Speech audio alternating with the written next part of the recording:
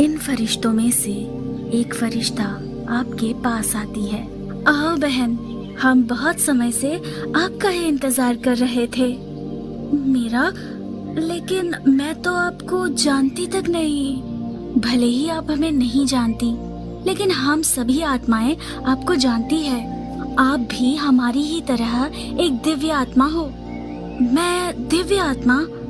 लेकिन मैं तो अपने धरती के जीवन में फंसी हुई हूँ, बहुत से दुखों में। फिर मैं दिव्य आत्मा कैसे हो सकती हूँ? बहन, उसी दुख के कारण ही आपने भगवान की शक्ति से जुड़ने की इच्छा जताई, और उसी इच्छा के चलते आपने भगवान से योग लगाने का प्रयास किया, और उसी प्रयास की वजह से आज आप इस भगवान के लोक तक पहुँच पाई है। हाँ, ये बात तो सच है, लेकिन ये तो सिर्फ मेरी इमेजिनेशन है। अच्छा, तो फिर ये बताओ कि धरती पर कितनी ऐसी आत्माएं हैं जो इस भगवान के लोक को इमेजिन कर पाती हैं? वहाँ धरती पर तो सब अपने दुखों में ही फंसे हैं, तो भगवान के इस लोक को इमेजिन भी कैसे करेंगे? हाँ, लेकिन आप तो कर रही हो ना। और ये तो आप जान चुकी हो कि जिसके बारे में आप ज्यादा सोचते हो वही आप अपने जीवन में अट्रैक्ट करते हो। तो जितना ज्यादा आप इस भगवान के लोक के बारे में सोचते हो, उतना ज्यादा आप भगवान की इस दुनिया को अपने पास आकर्षित करते हैं, और भगवान की इस दुनिया की शक्ति को भी अपने पास आकर्षित करते हैं। लेकिन ये तो मैं खुद सोच रही हूँ ना। ये विचार मुझे खुद सोचने पड़ रहे हैं। जैसे नींद में मुझे सपने अपने आप दिखते हैं, ऐसे तो नहीं दिखती ना मुझे ये भगवान की दुनिया। बहन, धरती के जीवन में रहते रहते आपकी सोच सीमित हो गई थी, और आप उस जीवन के सीमित विचारों के कारण उस सीमितता को ही आकर्षित कर रहे थे। तो संस्कार भी वैसे ही बने।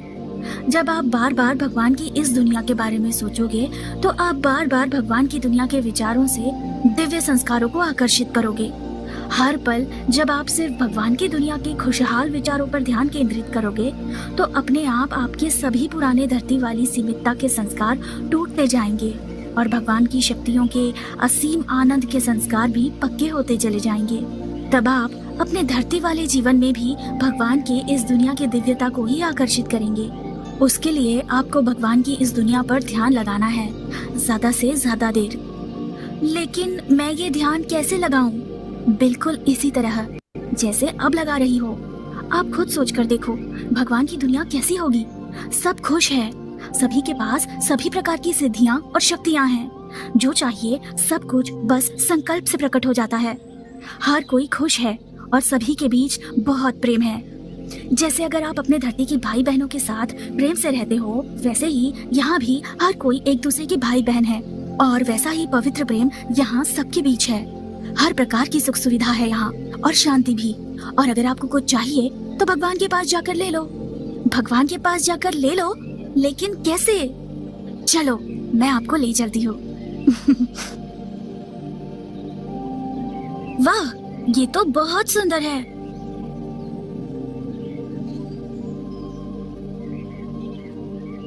बाबा देखो, हमारी दुनिया में एक और दिव्यात्मा लौट आई है। आओ बच्ची, आखिर वो समय आ ही गया जब तुम वापस अपने घर लौट आई।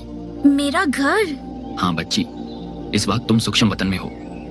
चलो, अब हम अपना ये फरिश्ता शरीर छोड़कर बीज रूप लेकर परमधाम में चलते हैं। वाह बाबा, मैं तो पॉइंट ऑफ लाइट बन गई, बिल्कुल आपकी तरह।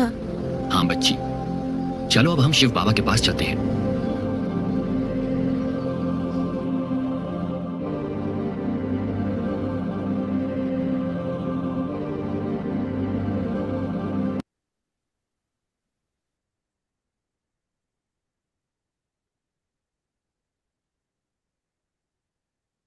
ओम शांति।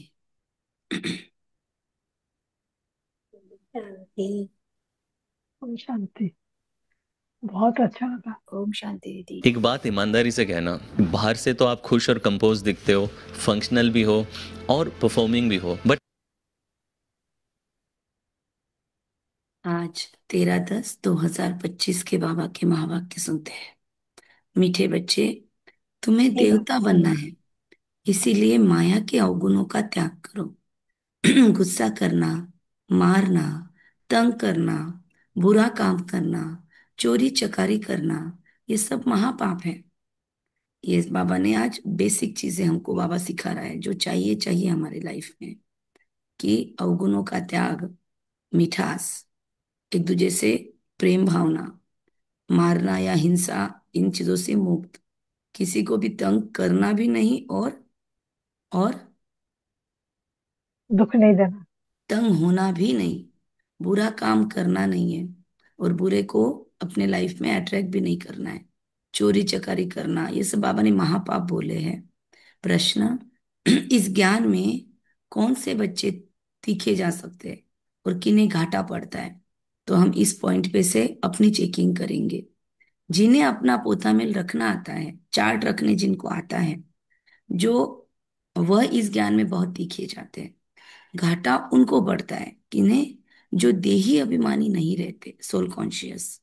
बाबा कहते हैं व्यापारी लोगों को पोता मेल निकालने की आदत होती है, वो यहाँ भी तीखे जा सकते हैं। मतलब अगर व्यापारी लोग, बिजनेसमैन्स अगर यहाँ पे आए बाबा के ज्ञान में, तो यहाँ पे भी वो तीखे जा सकते हैं। गीत, मुखड़ा देख ले प्राणी जरा दर्पण में, गीत सुना हमने, देख ले कितना पुण्य है, कितना पाप तेरे दर्पण में। तो वीडियो दोनों भी और गीत भी आज हमको खुद को चेकिंग करने के लिए आमादा कर रहा है, या फिर हमें चेकिंग करने के लिए इंस्पायर कर रहा है। तो सारा दिन भर ये गीत याद रखना कि मुखड़ा देख ले प्राणी, बार बार जब कर्म में आएंगे, 10 लोगों के बीच में रहेंगे, मुखड़ा देख ले प्राणी, कुछ भी काम कर रहे हैं, मुखड़ा देख ले प्राणी, भगवान देख रहा है हमारा मुखड़ा। ओम शांति, डबल ओम शांति। रूहानी पाठधारी बच्चों को बाप समझाते हैं। क्या समझाते हैं हमारे प्रति? बाबा कहते हैं रूह ही पाठ बजा रही है बेहद के नाटक में। हम आत्मा ही इस बेहद नाटक में पाठ बजा रही है, इसीलिए बाबा हम बेहद के पाठधारियों को समझा रहे हैं, न कि हमारे शरीर को। है तो मनुष्यों का ना शरीर। बच्चे इस समय पुरुषार्थ कर रहे हैं, भल वेद शास्त्र पढ़ते हैं, शिव की पूजा करते हैं, परंतु बाप कहते हैं इनसे कोई मेरे को प्राप्त नहीं कर सकते हो। क्योंकि क्यों नहीं कर सकते हैं? क्योंकि उतरती कला है भक्ति, ज्ञान से सद्गति होती है। भक्ति कब स्टार्ट की हमने? हाँ नितिन भाई। द्वापर युग से। ओके, तो उतरती कला क्यों बोला? क्योंकि कि हमारा जीवन क्योंकि हम अपनी ही पूजा करने लगे थे। द्वापर युग से हमने पूज्य से पुजारी बनकर सेल्फ पूजा स्टार्ट की, और मेन बात पूज्य स्वरूप को ही भूल गए। तो द्वापर के बाद उतरती कला हुई, इसीलिए भक्ति क्या है? उतरती कला का समय है। तो बाबा उतरती कला का हमारा कंसेप्ट हमने अपनाया था, या लाइफस्टाइल है। उतरती कला का लाइफस्टाइल भक्ति है। चढ़ती कला का लाइफस्टाइल क्या है? संगम अभी एक युग। मिनट एक मिनट, जिनको पूछा ना वो बताएंगे। चढ़ती कला का लाइफस्टाइल क्या है नितिन भाई? ओम शांति। ज्ञान, ज्ञान मार्ग है दोस्तों। ज्ञान मार्ग है चढ़ती कला का लाइफस्टाइल। और क्या कहेंगे मधु बहन? चढ़ती कला का लाइफस्टाइल क्या है? सविता बहन शिंदे, हाँ बोलो सविता बहन। संगम संगम युग पर ज्ञान लेना बाबा से। सिर्फ उतना ही है? अभी जो वीडियो देखा वो संगम का लाइफस्टाइल है ना? शुभ्रा बहन कुछ और बताना चाहते हैं? हाँ, चढ़ती कला में हमारे हाव भाव देवी देवता जैसे होंगे। हम्म। चढ़ती कला में सब कुछ बदल जाता है। चढ़ती कला मतलब दिन रात परमात्म स्मृति में, आत्म स्मृति में, 5 स्वरूपों की स्मृति में, 4 धाम की स्मृति में। चढ़ती कला की लाइफस्टाइल में बहुत कुछ मटेरियल है, उतरती कला में भी बहुत कुछ मटेरियल है। नवधा भक्ति है, भक्ति मार्ग है, उसके बाद देहों की पूजा तक हम उतर जाते हैं। तो इसलिए भक्ति मार्ग से ऊंचा है ये हमारा अभी का लाइफस्टाइल।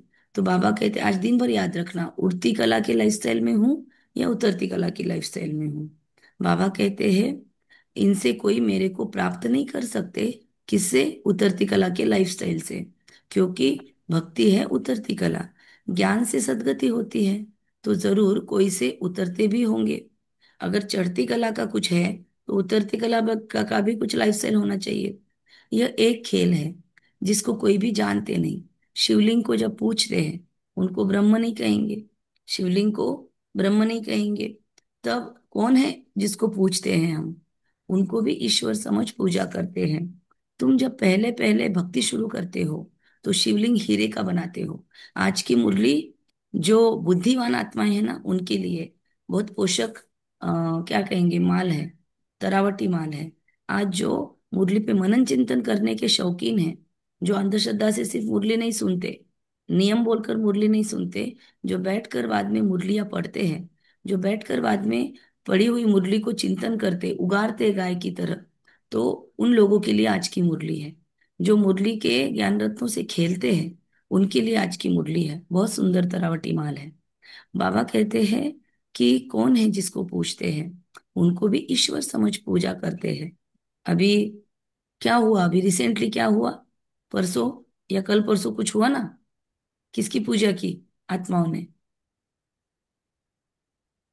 कौन सा व्रत था 2 दिनों पहले? करवा करवा चौथ। चौथ का। क्या करवा किया? चौथ का। है ना? क्या किया? चांद को पूजा। चांद की चंद्र। पूजा। चांद की पूजा की। राइट। तो बाबा कहते हैं ईश्वर समझकर किसको किसको पूछते हैं। तुम जब मतलब शराब भी पीने वाला पति होगा, उसकी भी पूजा कर ली। बाबा कहते हैं तुम जब पहले पहले भक्ति शुरू करते हो तो शिवलिंग हीरे का बनाते हो। अभी तो गरीब बन गए हैं तो पत्थर का बनाते हैं। हीरे का लिंग उस समय 4-5 हजार का होगा। इस समय तो उनका दाम 5-7 लाख, करोड़ों में होगा अब तो। बाबा तो उस समय क्या बात बता रहा है। शिवलिंग की जगह पे हीरे का पत्थर या कोहिनूर रखा गया था सौराष्ट्र सोमनाथ में, जिसकी पूजा हुई। बाबा कहते हैं अब तो उसका दाम कहीं के कहीं है, तब कितना होगा? 4-5 हजार। तो ऐसे हीरे अभी मुश्किल निकलते हैं। पत्थर बुद्धि बन गए हैं तो पूजा भी पत्थर की करते हैं। ज्ञान बिगर पत्थरों की पूजा करते हैं, बट ज्ञान बिगर, जब ज्ञान है तो तुम पूजा नहीं करते। ऐसा कोई व्रत दिखाओ जो पुरुष करते हैं माताओं के लिए। है कोई ऐसा व्रत? नहीं। सोनी भाई, नितिन भाई, और कौन है हमारे भाई लोग? कौन है इधर? आपने कोई व्रत किया है क्या लाइफ में, जो आपने माताओं के लिए किया? सोनी भाई, तारा बहन के लिए कोई व्रत किया आपने? नितिन भाई, आपने कोई निकिता बहन के लिए व्रत किया क्या? नहीं व्रत नहीं। नहीं। अब सोनी भाई ने नहीं किया, लेकिन आजकल के बच्चे करते हैं करवा चौथ। अच्छा। हाँ। अच्छा। तो मतलब आजकल करते, लेकिन ओरिजिनल वो तो हम लोगों ने अमेंडमेंट किया उसमें। लेकिन ओरिजिनल ऐसा कोई व्रत नहीं मिलेगा जिसमें पुरुषों को उपवास करना है महिलाओं के लिए, पुरुषों को महिलाओं का चेहरा चांद में देखना है। तो ये पुरुष प्रधान संस्कृति ने बनाए हुए व्रत है, जिसमें महिलाएं पूरी तरह से पैरों में रहे हमारे, ऐसा उन्होंने आजकल प्लानिंग करके। आजकल तो महिलाएं भी वट सावित्री का व्रत नहीं करती है। आजकल तो बहुत बोलते चेंजेस हो घड़ी गए घड़ी हैं। वो नहीं होना हमको। बोलते हैं उल्टे इतना फेरे मारेंगे, अभी उल्टे फेरे मारेंगे, बस हो गया, ये 7-7 जन्म में बराबर नहीं है। चाहिए। है ना? क्योंकि अभी तो बराबर है। एक्स्ट्रा मैरिटल अफेयर का प्रॉब्लम चल रहा है अभी तो उस समय में एक होके दूसरे के पास जाते हैं लोग, तो अभी एक के साथ तो ऑनेस्टी से निभा नहीं पाते, इसीलिए तंग आ चुके हैं हर कोई एक दो के रिश्ते में। सबसे ज्यादा जोक्स इस पे ही होते हैं, कपल्स पे ही होते हैं। तो मतलब फिर भी शादियां करते हैं, जोक्स भी मारते हैं और शादियां भी करते हैं। तो एकदम कॉन्ट्राडिक्टरी लाइफ हम लोग जी रहे हैं। बाबा कहते हैं कि हीरे ऐसे बाबा कहते पत्थर बुद्धि बन गए हैं, तो जो पूजा भी पत्थर की करते हैं। मतलब एक तरफ नाम रखते हैं, एक तरफ वही करते हैं। जब ज्ञान है तो तुम पूजा नहीं करते हो। चैतन्य सम्मुख में है, उनको ही तुम याद करते हो। चैतन्य सम्मुख में है, जानते हो याद से विकर्म विनश होंगे। गीत में भी कहते हैं, हे बच्चों, प्राणी कहा जाता है आत्मा को, प्राणी आत्मा को कहा जाता है। अलग अलग परिप्रेक्ष्य में अलग अलग मीनिंग से प्राणी शब्द यूज किया जाता है, पर आज बाबा बोल रहा है प्राणी कहा जाता है आत्मा को। प्राण वैसे सांसों को कहा जाता है, लेकिन कभी कभी प्राण आत्मा को कहा जाता है। प्राण निकल गया फिर जैसे मुर्दा, तो यहाँ पे प्राण आत्मा को कहा गया। आत्मा निकल जाती है, आत्मा है अविनाशी, आत्मा जब शरीर में प्रवेश करती है तब चैतन्य है। बाबा कहते हैं, हे आत्माएं, अपने अंदर जांच करो, कहाँ तक दैवी गुणों की धारणा हुई है। 30 सेकंड अपनी अपनी जांच करेंगे कि कल जैसे हमारे बीच से आदि रत्नों की अंतिम कड़ी निकल गई, ब्रिजमोहन भाई अलविदा कह गए हमको, उनकी अवस्था क्या थी, हमारी अवस्था क्या है। जो आत्मा मृत्यु के पहले भी मुरली सुनकर गई 9 तारीख को रात में, जो आत्मा डीप डीप ज्ञान का मनन चिंतन करती थी, हॉस्पिटल में भी जो आत्मा मुस्कुराकर बाबा के गीत गा रही है, जो आत्मा 5 तारीख को दिवाली मनाने आई ओआरसी में, तब भी उसको बस देने की भावनाएं हैं, विश्व कल्याण की भावनाएं हैं। जो आत्मा एकदम झाटकू रही, जिस आत्मा ने अपना सब कुछ छोड़कर परमात्मा के यज्ञ में बलिवेदी पर अपनी बलि चढ़ाई,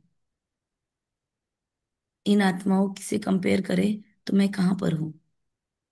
अपने अंदर जांच करो, जहां जहां कमी कमजोरी नजर आती है, मेरा उसके लिए क्या प्लान है। दिवाली के पहले मैं कैसे खुद को लक्षणीय मूर्त बना लूंगी। मेरे लिए बहुत सुविधाएं प्राप्त हो रही है। मेरे लिए अमृत वेला ऑनलाइन हो रहा है, मेरे लिए नुमा शाम ऑनलाइन हो रहा है, मेरे लिए ऐसे एनिमेटेड वीडियो बनाए जा रहे हैं, मेरे लिए मुरलियाँ इन एडवांस मुझे मिल जाती है, मेरे लिए ऑडियो मुरलीज भी रेडी है, मेरे लिए सब कुछ है। मेरा क्या पुरुषार्थ है खुद का, इंडिविजुअल। मैंने खुद के लिए क्या किया है। लोग मेरे लिए बहुत सुविधाएं उपलब्ध करवा रहे हैं। तो अपनी जांच करो, कहाँ तक दैवी गुणों की धारणा हुई है। कोई विकार तो नहीं है, चोरी चकारी आदि कोई आसुरी गुण तो नहीं है ना। आसुरी कर्तव्य करने से फिर गिर पड़ेंगे, इतना दर्जा नहीं पा सकेंगे, इतनी स्टेटस नहीं मिलेगी। खराब आदत को मिटाना जरूर है। देवता कभी कोई पर गुस्सा थोड़ी करते हैं। यहाँ असुरों द्वारा कितनी मारे खाते हैं, क्योंकि तुम दैवी संप्रदाय बनते हो तो माया कितनी दुश्मन बन पड़ती है। अबलाएं होती है तो पुरुष वर्ग उन पर मार देते हैं, मारते हैं। कई कई हमारे भाई लोग भी बंधन में हैं, तो माया के अवगुण काम करते हैं। मारना, तंग करना, बुरा काम करना, यह सब पाप है। तुम बच्चों को तो बहुत शुद्ध रहना चाहिए। चोरी चकारी आदि करना तो महान पाप है। आज बाबा हमको बोल रहा है तो हमको चेक करना है। हमको कोई चीजें उठाने की आदत है, हमको कोई चीज न पूछते हुए खाने की आदत है, हमको कोई चीज में आसक्ति है। हमको चेक करना है कौन सी चीजों की सूक्ष्म चोरी या सूक्ष्म पाप हमारे अंदर करने की आदत है। बाबा हमसे बाबा से तुम प्रतिज्ञा करते आए हो, बाबा मेरे तो आप एक, दूसरा न कोई, हम आपको ही याद करेंगे। ये हमारी बाप से प्रतिज्ञा है। तो कितनी निभाई मैंने आज तक।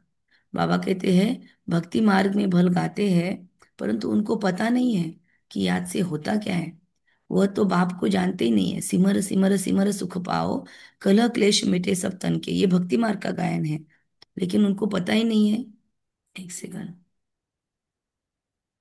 उनको पता ही नहीं है कि कैसे पाप करना है, मिटाना है, सिमरन में करना क्या है आखिर। बाबा कहते हैं तुमको अच्छी रीति समझकर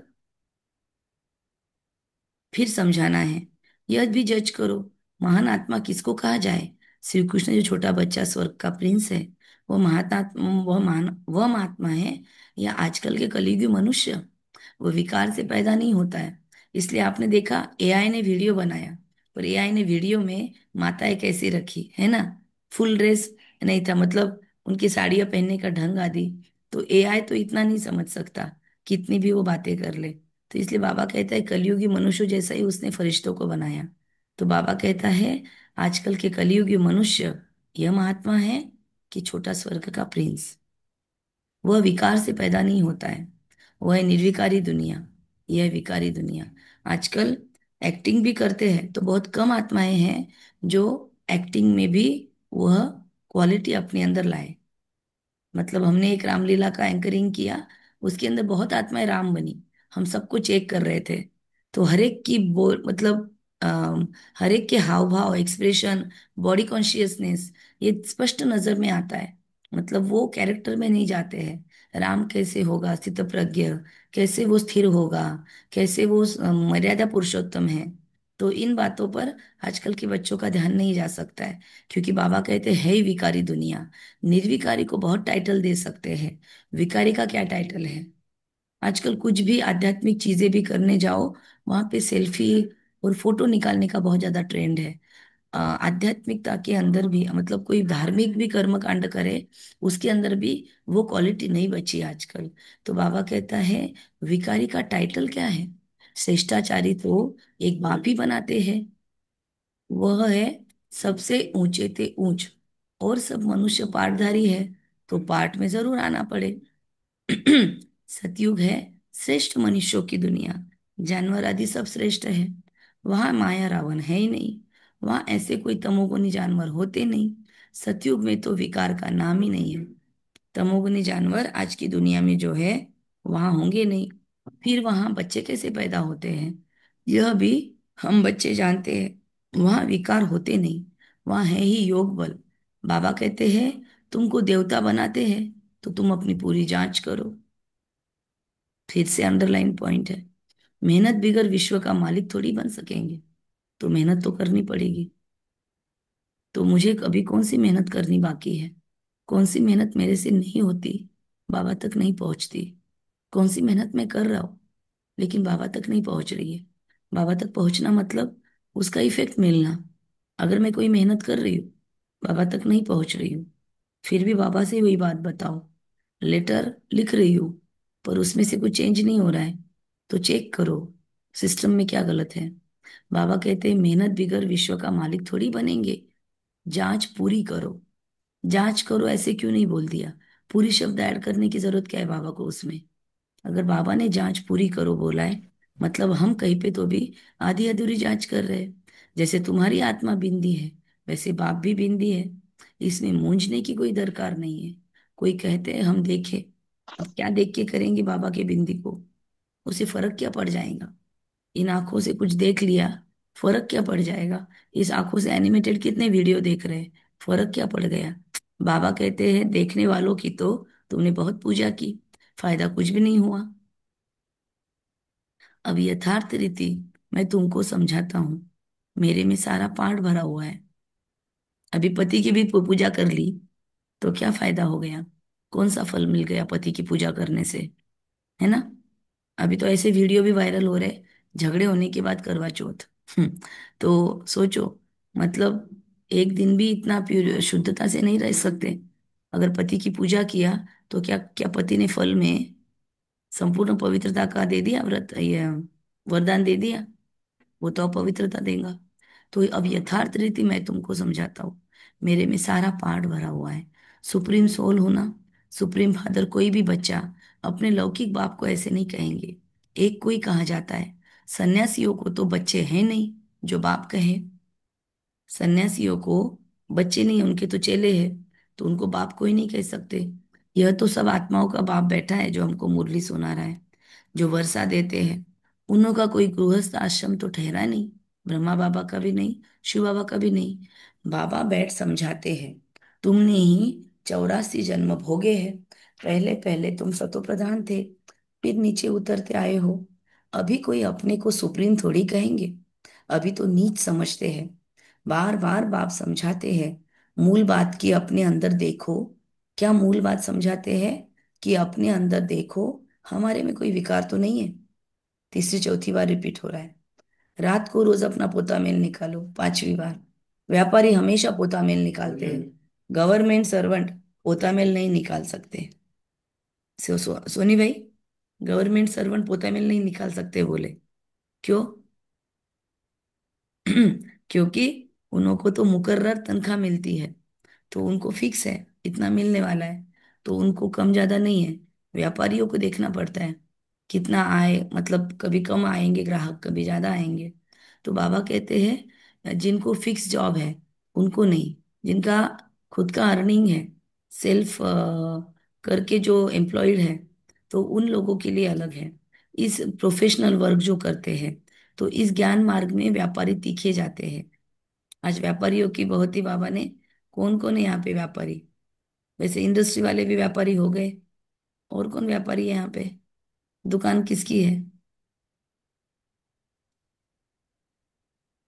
बोल देना, हमको तो एक दो मालूम है। बाबा कहते हैं, शीतल बहन का भी है ना, बहुत लोगों का है। तो बाबा कहते हैं इस ज्ञान मार्ग में भी व्यापारी लिखे जाते हैं, पढ़े लिखे ऑफिसर्स इतना नहीं। व्यापार में तो आज 50 कमाया, कल 60 कमाएंगे, कभी घाटा भी हो जाएगा। गवर्नमेंट सर्वेंट की फिक्स पे होती है ना। हमारे सावन भाई फुल बिजी है अभी दिवाली के समय में, राइट। तो बिजनेस में बाबा कहते हैं बहुत भागना पड़ता है, बहुत मेहनत करनी पड़ती है ताकि वो टिका रहे। तो गवर्नमेंट सर्वेंट की फिक्स पे होती है। इस कमाई में भी अगर देही अभिमानी नहीं होंगे, घाटा पड़ जाएगा। माताएं तो व्यापार करती नहीं है, उनके लिए फिर और ही सहज है। कन्याओं के लिए भी सहज है, आजकल तो माताएं भी व्यापार करती है, आजकल ऑनलाइन भी बिजनेस बहुत चल रहे हैं। तो बाबा कहते हैं कन्याओं के लिए भी सहज है, क्योंकि माताओं को तो सीढ़ी उतरनी पड़ती है।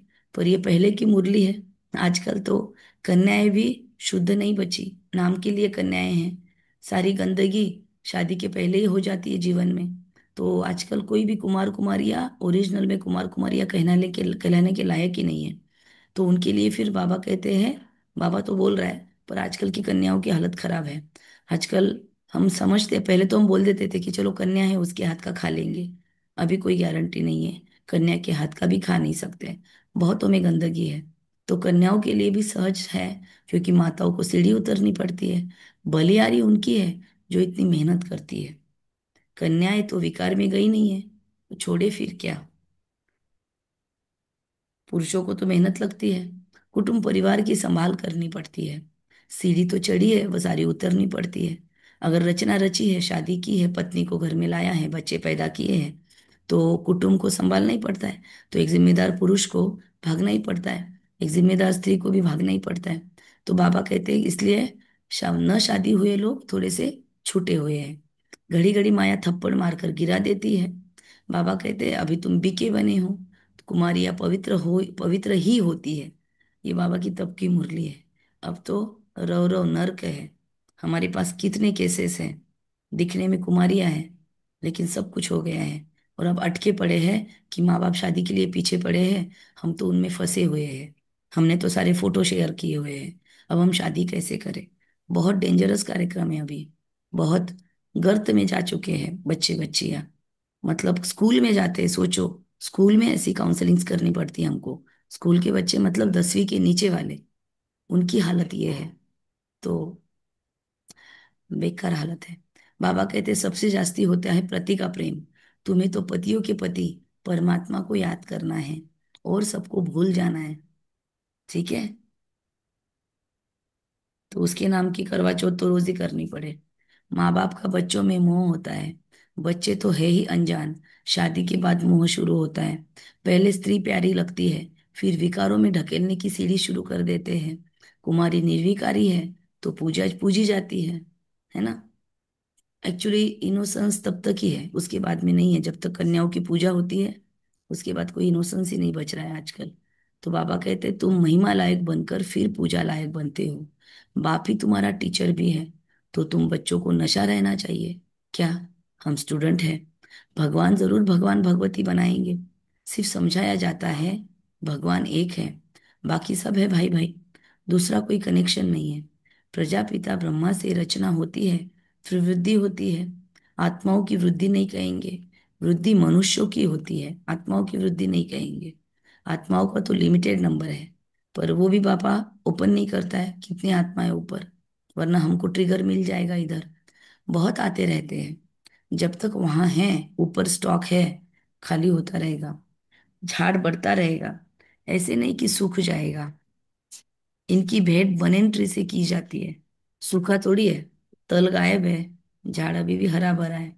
तो बाबा कहते हैं फाउंडेशन है नहीं, बाकी सारा झाड़ खड़ा है। तुम्हारी भी ऐसे है, फाउंडेशन है नहीं, कुछ न कुछ निशानियां हैं। आदि सनातन देवी देवता धर्म की निशानियां हैं, बाकी आदि सनातन धर्म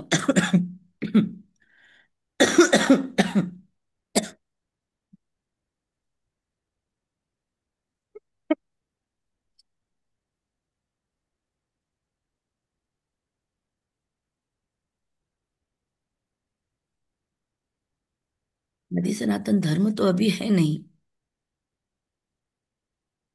अभी तक भी मंदिर बनाते रहते हैं, मनुष्य को पता थोड़ी है देवताओं का राज्य कब था, फिर कहाँ गया।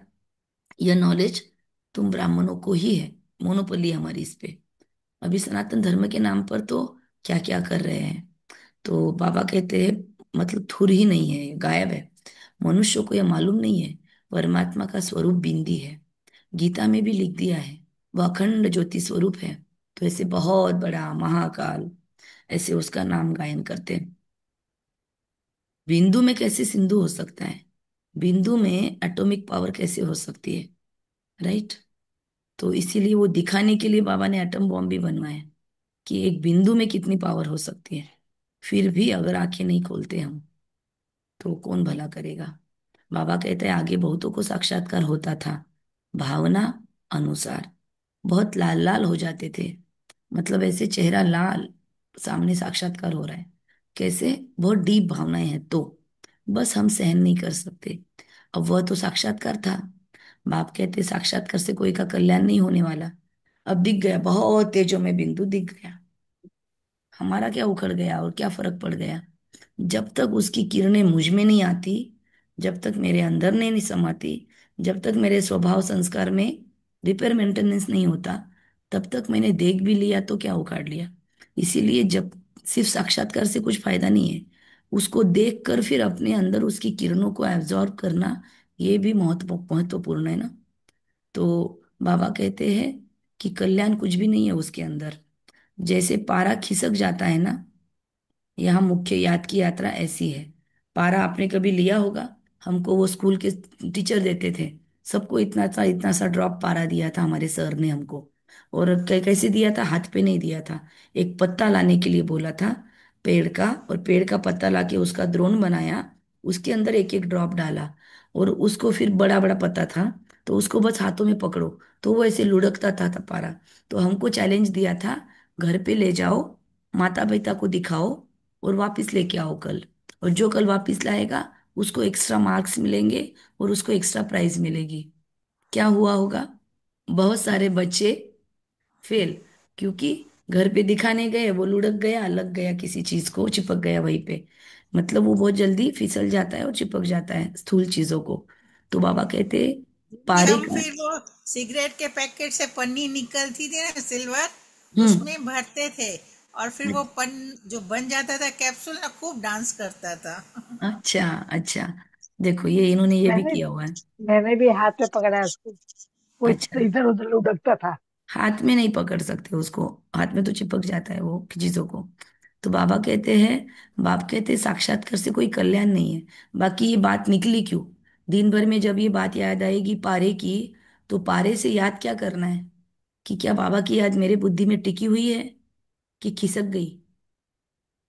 इसलिए ये उदाहरणों को एक्सप्लेन इसलिए किया जाता है ताकि ये एक्सप्लेनेशन याद आएगा। हमारी बुद्धि को स्टोरी याद रखने की आदत होती है। तो जैसे ही पारे की स्टोरी याद आएगी, जैसे ही कोई पेड़ का पत्ता दिखेगा पारा याद आएगा, पारे की याद आएगी, तो बुद्धि में याद कितनी टिकी हुई है। ऐसे कनेक्शन बना के बाबा की याद टिकाओ। याद भी घड़ी घड़ी खिसक जाती है, कितना चाहते हैं बाप को याद करे, फिर और ख्याल आ जाते हैं। इसमें हमारी रेस है। ऐसे नहीं कि फट से हमारे पाप मिट जाएंगे, समय लगता है कर्मातीत अवस्था हो जाने के लिए। फिर यह शरीर ही न रहे। कर्मातीत अवस्था मीन्स जैसे अभी भाई जी की हो गई, है ना, ब्रिजमोहन भाई जी की हो गई कर्मातीत अवस्था। कितने दिनों तक टिका टिकाया उन्होंने हॉस्पिटल में खुद को, कुछ काम बाकी होगा फिर। उन्होंने बोल दिया था कि इस आत्मा का पार्ट पूरा हुआ, कल आशा दीदी बता रहे थे। हाँ, 2 बार बोला कि इस आत्मा का पार्ट अब पूरा हुआ। क्योंकि ये महान आत्माएं हैं, इन्होंने दिखाया नहीं, सिद्धि स्वरूप आत्माएं हैं ना। तो सिद्धि स्वरूप आत्माएं होने की वजह से अंदर में तो सब पता है। तो इसीलिए बाबा कहते हैं कि आ, यही हमारी रेस है। अवस्था ऐसी हो जाए जो शरीर ही न रहे, कर्मातीत अवस्था। परंतु अभी कोई कर्मातीत अवस्था को पा नहीं सकते हैं, है ना, फिर उनको सतयुगी शरीर चाहिए। सोचो शरीर के ऊपर कितने प्रयोग हो रहे थे हॉस्पिटल में, लेकिन आत्मा कितनी मजबूत। तो हमारी अवस्था कैसी होगी अगर हम ऐसी हालत में हो तो, है ना। हम क्या रोते बैठते, घुटने दुख रहे हैं, ये दुख रहे हैं, कितना रोते हैं हम, कौन सी चीजों के लिए रोते हैं, चेक करना है। अब तुम बच्चों को बाप की याद करना है, बाप को ही याद करना है, ही यूज किया बाबा ने।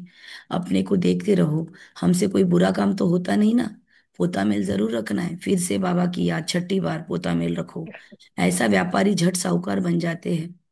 तो बाप के पास जो पोता मेल रखते हैं वो व्यापारी झट साहूकार बन जाते हैं। बिजनेस किसका ग्रो होगा? जो प्रॉपर लेखा जोखा रखेगा। जो सोचेगा आया हुआ पैसा है मेरा ही है, वो उड़ा देगा। जो सोचता है आया हुआ पैसा उसमें से मुद्दल निकालना है, इंटरेस्ट, बहुत सारी चीजें निकालनी है, और फिर उसमें से थोड़ा बहुत प्रॉफिट बचता है, वो लोग आगे जाते हैं। तो जो लोग बोलते हैं हम 4 घंटा याद में रहते हैं, हम तो दिन भर दीदी बाबा के याद में रहते हैं, ऐसे बोलने वाले खुद को फंसाते हैं। क्योंकि बाबा की याद में रहने वाले पहली बात इतना जोर से उछलेंगे ही नहीं, उनमें बहुत शांति होगी। आप आशा दीदी की मुरली सुनो, मैं उसको 1.5 की स्पीड पे लगाती हूँ, फिर भी वो नॉर्मल होती है। जैसे मैं अभी बात कर रही हूँ, वो 1.5 के स्पीड में ऐसे बात करते हैं। सोचो 1 की स्पीड में उनकी स्पीड क्या है। मतलब मैं सोच रही थी, मैं उनकी लगाती हूँ तो बहुत लोग बोलते हैं अरे ये क्या लगा के रखा है ठंडा। हमको ठंडा लग रहा है, मतलब हमारी अवस्था क्या है, मतलब उनकी अवस्था कितनी शांति वाली होगी, वो आत्मा शांति का कितना प्रयोग कर रही होगी, तब उसके वाणी के स्पीड में इतनी कम स्पीड है। तो हमारी बातचीत में हमारा तरीका हम चेक कर ले, हमारी चेकिंग वहीं पे हो सकती है कि कितनी शांति की प्रैक्टिस है, कितनी पवित्रता की प्रैक्टिस है। जो प्रैक्टिस होगी ना, वो दिखेगी, बाहर भी दिखेगी, लेकिन वो चेक करने वाले भी चाहिए। बाबा कहते मेरी आत्मा में ये ज्ञान निंदा हुआ है, हूबहू तो वही बोलेंगे जो कल्प पहले ज्ञान दिया था, बच्चों को ही समझाएंगे। और क्या जाने, तुम इस सृष्टि चक्र को जानते हो, इसमें सब एक्टर्स का पार्ट नूंदा हुआ है। बदल सदल नहीं हो सकता, न कोई छुटकारा पा सकता है। हाँ, बाकी समय मुक्ति मिलती है, बाकी समय मुक्ति मिलती है। तुम तो ऑलराउंड हो। थैंक यू शोभा बहन। तुम तो ऑलराउंड हो, 84 जन्म लेते हो, बाकी सब अपने घर में होंगे, फिर पिछाड़ी में आएंगे। मोक्ष चाहने वाले तो आएंगे नहीं, वो फिर पिछाड़ी में चले जाएंगे, ज्ञान कभी सुनेंगे नहीं। मच्छरों सदृश आए और गए। हाँ समझ गया शोभा बहन, अब जाओ सेंटर। बाबा कहते हैं मच्छरों सदृश आए और गए। तुम तो ड्रामा अनुसार पढ़ते हो, जानते हो बाबा ने 5,000 वर्ष पहले भी ऐसे राजयोग सिखाया था। तुम फिर औरों को समझाते हो कि शिव बाबा ऐसे कहते हैं। अभी तुम जानते हो हम कितने ऊंचे थे, अब कितने नीच बने हैं, फिर बाप ऊंच बनाते हैं। तो ऐसा पुरुषार्थ करना चाहिए ऊंचा बनने का। यहाँ तुम आते हो रिफ्रेश होने के लिए। मधुबन हो गया शुरू अभी सीजन बाबा का, है ना? 30 या 31 तारीख को बाबा का अव्यक्त मिलन है। 31 तारीख को है। 31 31 को है। तारीख को। तो बाबा मिलन की डेट्स भी आपके पास आ गई होंगी, वरना शेयर कर देंगे। अपना अपना प्लान बनाओ। मधुबन जाना नहीं भी होता है तो घर पे 3 दिनों पहले से मौन शुरू करो, 5 दिनों पहले से मौन शुरू करो। पूरा दिन नहीं होता तो 6 दिनों पहले से शुरू करो, ताकि इकट्ठा हो जाएगा उतना। फिर उसके बाद में याद करो, जैसे कोई मधुबन में हो, दादी प्रकाश मणि के सेशन सुनो, दादी गुलजार के सेशन सुनो, और फिर बाबा मिलन के दिन अमृत वेले से पूरी तरीके से याद में। और फिर बाबा जब आता है तो एकदम साइलेंस में बैठ जाओ, उसके पहले घर के काम काज निपट के बैठो, छुट्टी निकालो।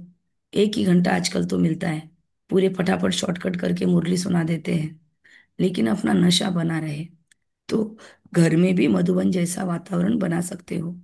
तो बाबा कहते हैं तुम्हारे कलकत्ता व बॉम्बे में थोड़ी मुरली चलाते हैं, बाबा तो मधुबन में चलाते हैं। लेकिन मधुबन जाने का टारगेट भी रखो, मधुबन में ही मुरली बाजे। मुरली सुनने के लिए बाप के पास आना होगा, रिफ्रेश होने। नई नई पॉइंट्स निकलती रहती है। भले बाबा नहीं आए साकार में, फिर भी मधुबन का माहौल जहाँ पे भगवान ने काम किया है वहां पे जाना जरूर चाहिए। सम्मुख सुनने में फील करते हो, बहुत फर्क रहता है। आगे चल बहुत पार्ट देखने हैं। बाबा पहले पहले सब सुना दे तो टेस्ट निकल जाए। बाबा अगर पहले बोलता था कि मैं 2015 में जाने वाला हूँ, अगर पहले बोल देता था कि दादी गुलजार गई मुंबई तो वापस आने वाली नहीं है, पहले बोल देता था कि तुमको वीडियो पे देखना पड़ेगा आगे, तो बाबा कहते टेस्ट निकल जाता था। आहिस्ते आहिस्ते ये सारा इमर्ज होता है।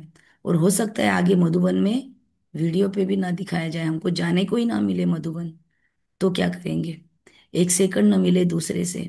बाप आए हैं रूहानी सेवा करने, तो बच्चों का भी फर्ज है रूहानी सेवा करना। कम से कम यह तो बताओ, बाप को याद करो, पवित्र बनो, इतना तो मैसेज दो। पवित्रता में ही फेल होते हैं क्योंकि याद नहीं करते हैं। ध्यान में आ रहा है? जिनको पवित्रता के इश्यूज है उसका उत्तर है याद नहीं करते हैं। कहीं ना कहीं याद में खोट है हमारे, तब इम्प्योरिटी है। कोई भी अवगुण है मतलब याद में कमी है। हम बच्चों को बहुत खुशी होनी चाहिए किस बात की? हम बेहद के बाप के सम्मुख बैठे हैं जिसको कोई भी नहीं जानते। रिपीट करो सब लोग ये वाक्य। हमको हम बेहद बे खुशी है, क्यों? हम बेहद हम बेहद के बेहद के बाप के बाप के बच्चे हैं, सामने बैठे हैं, सम्मुख बैठे हैं, सम्मुख जिसके बैठे कोई हैं, जिसको कोई भी नहीं जानते। जिसे कोई भी नहीं जानते। कोई भी यस। नहीं जानते। ज्ञान का सागर शिव बाबा ही है, देहधारी से बुद्धि योग निकाल देना चाहिए। शिव बाबा का यह रथ है। इनका रिगार्ड नहीं रखेंगे ब्रह्मा बाबा का तो धर्मराज द्वारा बहुत डंडे खाने पड़ेंगे। बहुतों का रिगार्ड रखना है, सॉरी बड़ों का रिगार्ड तो रखना है ना। आदिदेव का कितना रिगार्ड रखते हैं? जड़ चित्र का इतना रिगार्ड है तो चैतन्य का कितना रखना चाहिए? अच्छा, अभी रोज योग में भाईजों को भी बुला सकते हो आप।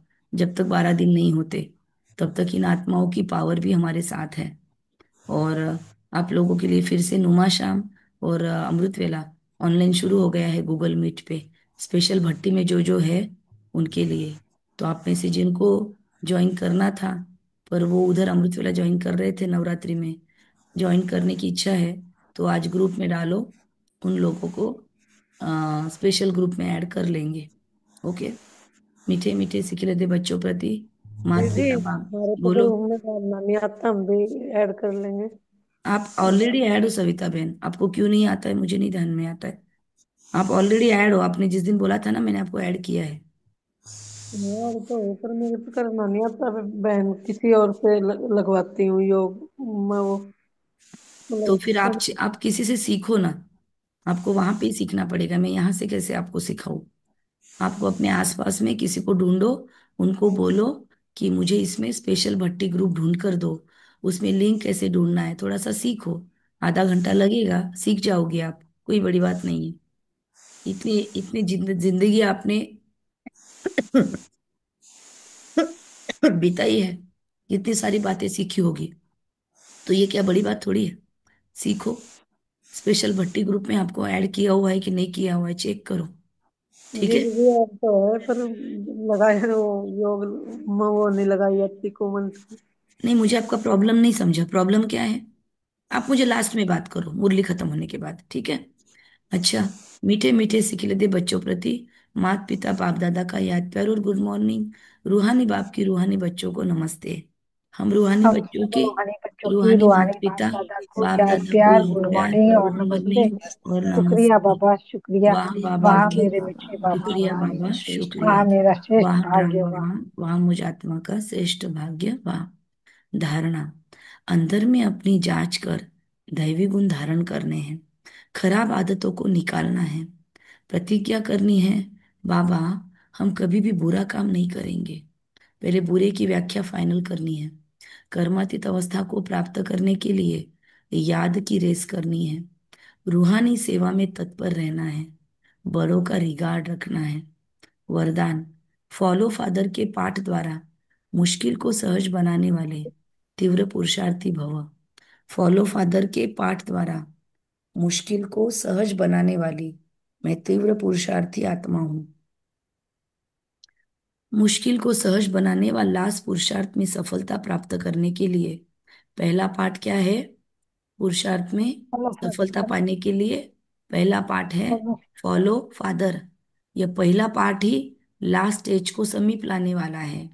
इस पाठ से अभूल, एकरस और तीव्र पुरुषार्थी बन जाएंगे। क्योंकि किसी भी बात में मुश्किल तब लगता है जब फॉलो करने के बजाय अपनी बुद्धि चलाते हो। इससे अपने ही संकल्प के जाल में फंस जाते हो। फिर समय भी लगता है, शक्ति भी लगती है। अगर फॉलो करते जाओ, समय और शक्ति दोनों बच जाएंगे, जमा हो जाएगी। बाबा कहते हैं, रिपीट करेंगे फिर से। मुश्किल को सहज बनाने का लास्ट पुरुषार्थ में सफलता प्राप्त करने के लिए पहला पाठ फॉलो फादर। यह पाठ ही लास्ट स्टेज को समीप लाने वाला है। जैसे ब्रह्मा बाप के कदम वैसे हमारे। बाबा कहते हैं इस पाठ से अभूल, एकरस तीव्र पुरुषार्थी बन जाएंगे। उसके लिए कम से कम बाबा की जीवन कहानी के दोनों पार्ट पढ़ने तो चाहिए ना। वो भी नहीं पढ़े हैं तो कम से कम ऑडियो बुक तो पढ़ो। सब आपके साथ शेयर किया हुआ है, बाकी आपकी मर्जी। उसके सिवाय बाबा ने किया क्या है वो पता ही नहीं चलेगा। तो बाबा कहता है एक रस और तीव्र पुरुषार्थी बन जाएंगे। किसी भी बात में मुश्किल तब लगता है जब फॉलो करने की बजाय अपनी बुद्धि चलाते हो, अपना दिमाग लगाते ना, तब ऐसा प्रॉब्लम होता है। बाबा ने बोला तो बोला, करना है। बाबा ने आज बोला चार्ट लिखना है तो लिखना ही चाहिए।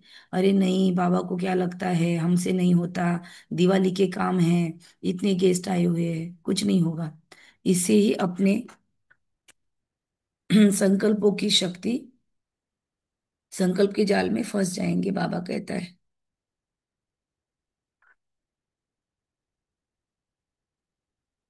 आवाज आ रही है सबको? आवाज आ रही है क्या?